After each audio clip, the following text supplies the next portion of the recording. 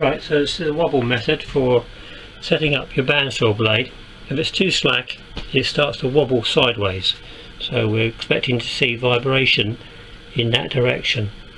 Okay, so let's have a look.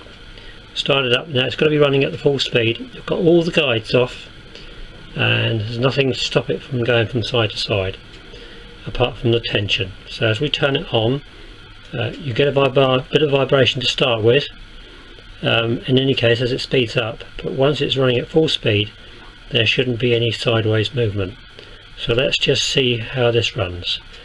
Here we go, starting up, and then I shall tighten the adjustment until the wobble or the vibration stops.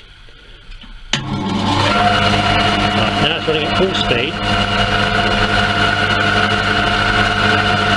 and you can see, I believe, some vibration there, sideways vibration. I'm just going to start tightening it up now. When we reach the correct tension, we should lose sideways vibration. So I hope you can see that. Also sounds a little different. Now I've only just timed it slightly.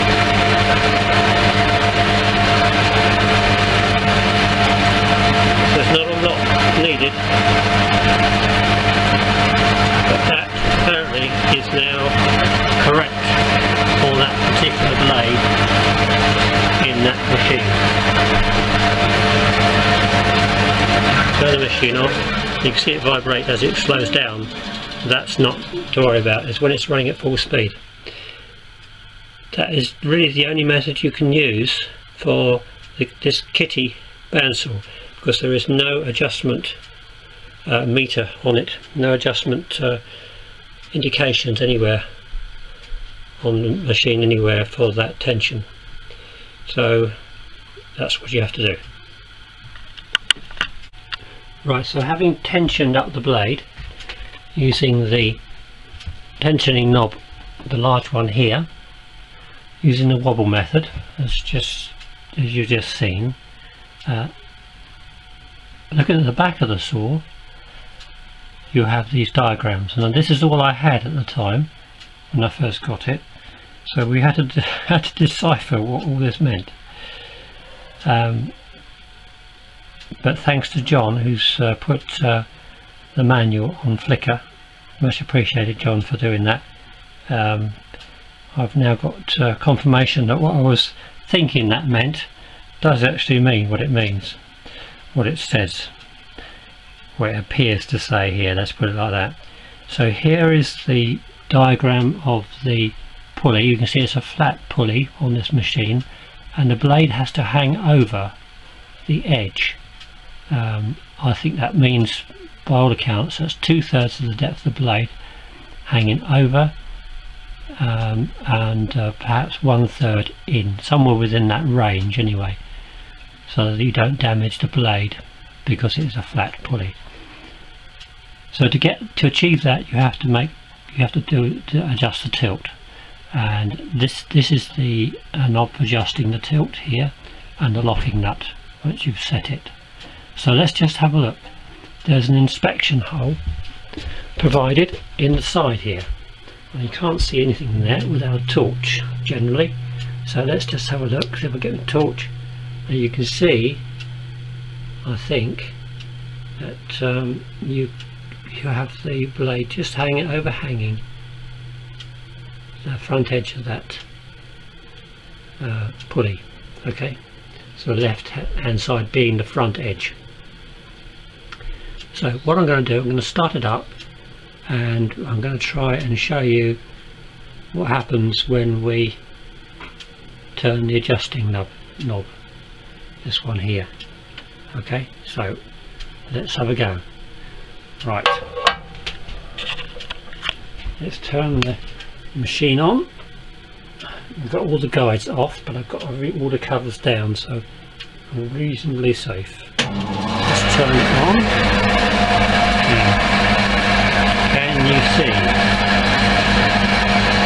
That's what it looks like.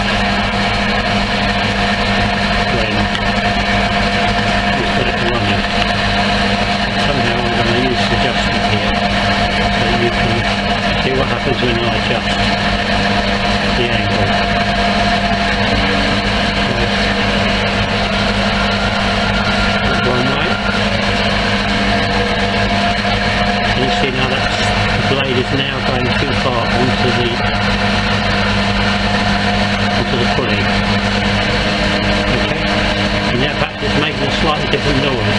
Because now the teeth are beginning to rub on or beat onto the pulley. So you have to adjust it back until it just comes back onto the edge. Okay. So I don't know whether you can see that or not. Shining light there, but that's how we do it. Well, having set up the tension and aligned the blade to the edge of the flat pulley wheel, okay, you need to check the top and the bottom one. If the bottom one's out, then you've got coplanar problems. Let me just check. There we are. You can see that it's pretty much on there. Maybe there's a little bit of adjustment needed there perhaps, but it is over the edge of the pulley.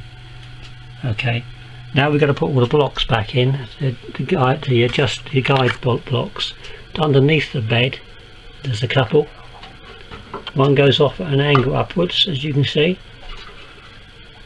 so you need to slacken off these little knobs and just pinch them up to the blade. This one's a bit stiff, maybe needs a bit of attention. Right, so just tighten, just touching the blade and tighten them up. Same with the top ones. Once again, just touch, slacken them off.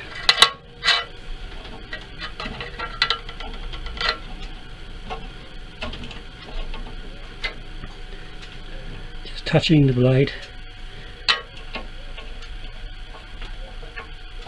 Don't pinch them on the blade.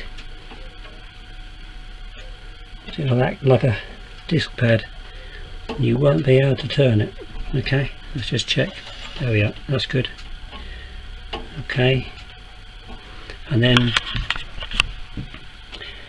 this really needs to be done finally when you've got it running.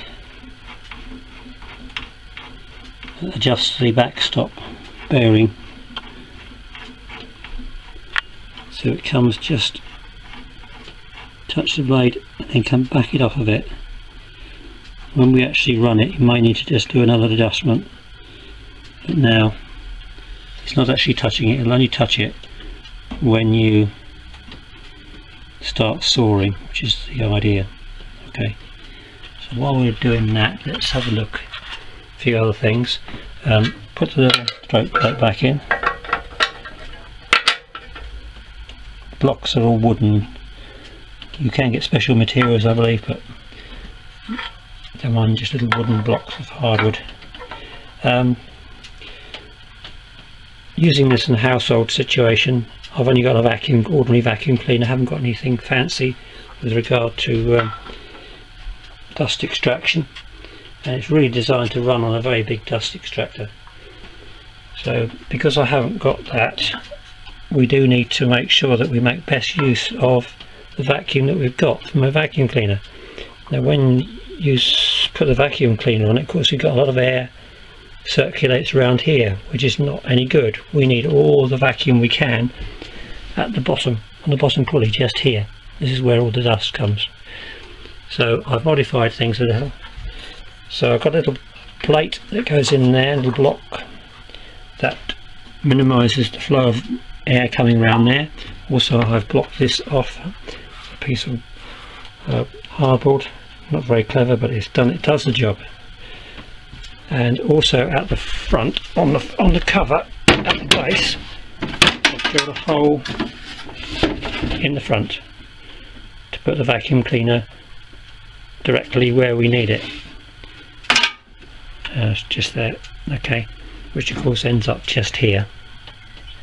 And the holes that go into the stand are all blocked off inside, so no air gets sucked up from there. So it all comes down through here, air comes down through here and straight into the vacuum there, to make sure we get the most dust we can out of the machine. Okay, right, having cleaned up this whole mechanism with diesel. Of course, also taking the grease out of the sealed bearing, as you can hear. Okay, well, although it is sealed, you can still get some grease back in if you use a spray can of grease with one of the little tubes. I find that you can usually, if you place it close to one of the moving rings and the gap, you just hold it on there and then press the button. Makes a mess, but it does go in under pressure.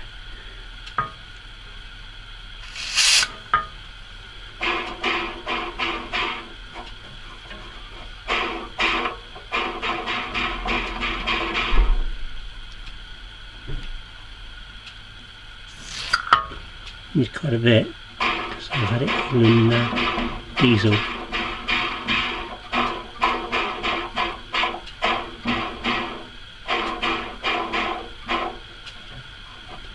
There are other ways of doing this, of course. You can take it off if you want and put in a hot saucepan of oil or oil and grease and then let it cool down. That's another way of doing it.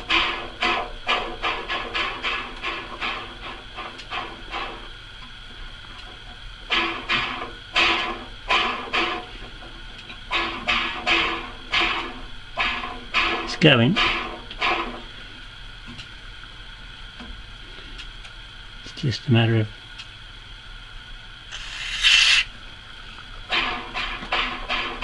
most of it probably won't go in there, but you don't need much. This is a synthetic grease, chain grease in fact. Maybe there are better greases to use.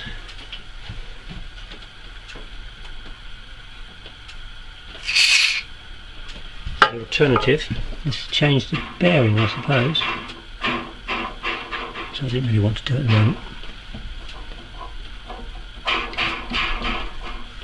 And you can see it's got very little play in that. It's amazing. It's quite an old machine, and yet it still seems to be running all right.